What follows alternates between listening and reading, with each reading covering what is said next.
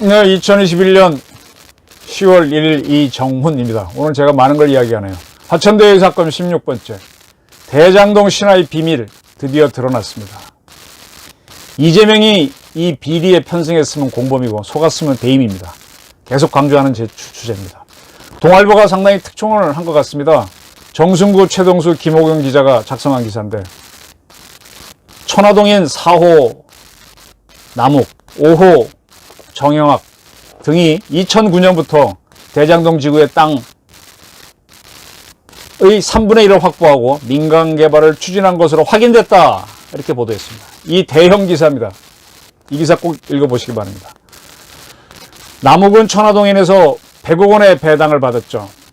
동아일보 기자들은 이 보도를 하기 위해서 등기부등본을 확인했습니다. 분석해보니까 2006년부터 14년까지 9년 동안 이 지역에서 신고된 부동산 거래는 194건인데 그중 80% 거의 다죠.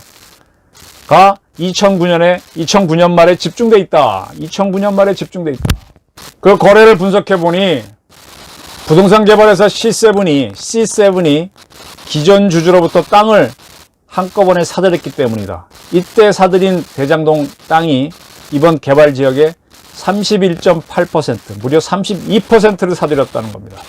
근데 C7에는 천화동인 4호 주지인 남욱 변호사와 5호 소유주인 정영학 변호사, 이번에 검찰에 신고한 사람이죠. 2009년에는 자문단으로 참여하고 있었다. 그리고 이 전체 땅의 32%를 매입하기 위해서 계약금으로만 C7은 1,200억 원을 지불했다. 계약금이 1,200억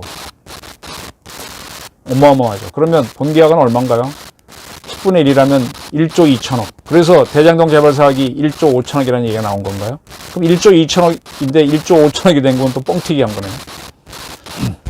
그런데 남욱 씨는 C7이 설립한 프로젝트 파이낸싱 금융투자회사의 대표가 됐고, 정영학 회계사는 이 금융투자회사에 돈을 댄 회사들이 대표와 인지경을 또 맡게 됩니다. 이들은요, 원래는 그 땅이 LH가 공영개발을 하고 있었습니다. 그러한 때인 2009년 11월 민간개발을 하겠다면서 토지주를 설득하는 작업이 들어갑니다. 그때는 LH가 공영개발을 한다고 추진하고 있었는데, 그렇게 한 이유는 뭐냐?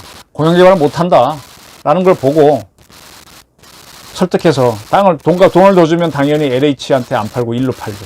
땅 작업을 한 거죠.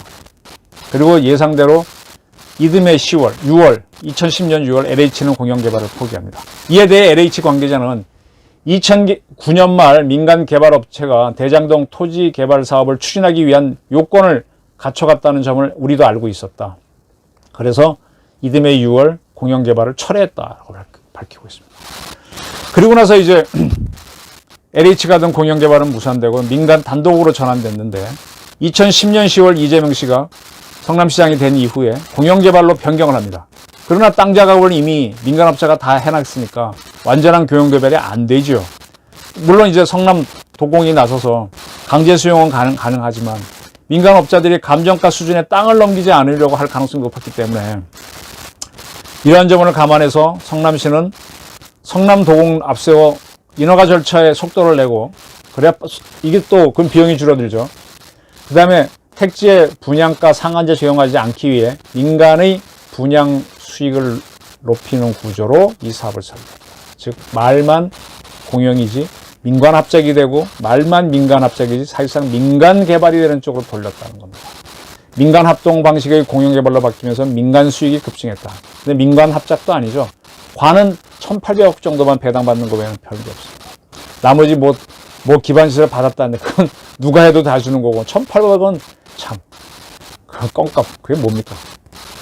C7 주도로 설립한 대장 프로젝트 금융투자가 단독 개발을 전제로, 그때는 이제 자기네가 하려고 그랬겠죠. 그렇게 하면 수익이 2009년 기준으로 2,967억 원이 올 거라고 봤는데, 대장동 개발에 실제로 참여했던 화천대유하고 천화동인 이 받은 배당 수익, 그리고 그들도 화천대유는 분양도 하고 또 택지도 중간에 거래했죠. 수익이 7천억이 넘습니다. 엄청 수익이 커진 거죠. 그러면 이 설계는 너무너무 잘한 게 됩니다. 근데 흥미로운 거는 아까 그 C7인가가 토지 매입을 쭉 했지 않습니까? 근데 계약만 하고 잔금은 안 줬어요. 잔금은 한참 있다 준다고 뒤로 밀어놨습니다. 따라서 등기부등본상에서는 소유주 변경이 한 건도 없습니다. 이에 대해서 부동산 업자들은 전형적인 지주 작업, 지주를 상대로 하는 작업이다 이겁니다. 시행사가 민간도시개발 사업 추진 요건인 토지의 3분의 2 이상 확보, 소유주 2분의 2 이상 동의 요건을 충족하라고 하면 일단은 계약만 한 뒤 지구지정 시점에 잔금을 내고 명의를 변경하거든요. 그걸 하려고 했다는 거예요. 근데 이 대장동에 가서 지금도 있는 원주민 물어보면 남욱 변호사 모르는 사람이 없답니다. 그만큼 남욱 씨하고 이 사람들은 그 바닥에서 다 정기 작업을 해왔던 거죠. 그리고 이거를 이재명, 그다음에 유동규 앞세워서 민간 합작, 그 다음에 사실은 민간 개발해서 떼돈을 버는 구조로 만든 거죠. 누가 이제 이 사업을 기획했는지 아시겠죠? 그래서 C7은 대장동에 계약금만 지불하고 상당한 32%의 토지를 확보한 상태로 있다가 그 다음에 이제 정식 개발이 되니까 그걸 또 팔아서 벌고 또 자기네가 몇 개 필지 받아서 화천대유는 개발해서 팔고 또 포철이나 포스코나 이제 대우에 팔아 또 벌고 그렇게 되는 겁니다.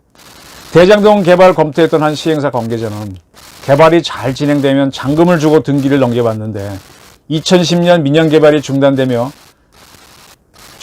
등기가 마무리되지 않았다. 이런 건 뭐냐? 전형적인 이제 지주 작업이다. 이거다. 네.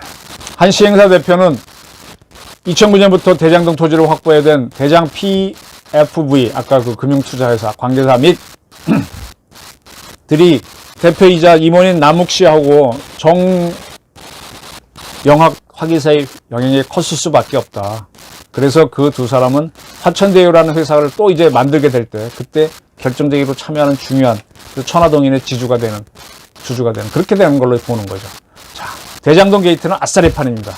이러한 거를 인허가를 찐 성남시장이 모르고 허가를 했다? 몰랐으면 배인이고 알았으면 공범입니다. 거듭해서 말씀드리지만. 근데 이거를 최대의 치적으로 자랑하는 게 누굽니까? 이재명 씨죠. 차라리 대장동을 자랑하려면은 우리 K컬처의 대표인 대장금을 자랑하시죠. 이 사건은요, 선명을 주장한 좌파 정치인 최대의 굴욕이자 꾼들에게 놀아산 사기 사건일 수가 있습니다. 꾼들에게 놀아난 사기 사건. 어떻게 좌파한테 빌붙고 꾼들한테 놀아납니까? 대한민국 대통령이 되겠다는 사람이. 희대의 코미디가 벌어졌습니다. 대장동 신화의 비밀은 이것입니다. 동아일보가 거의 사실을 보도했습니다. 한번 오늘자 동아일보를 보시기 바랍니다. 감사합니다.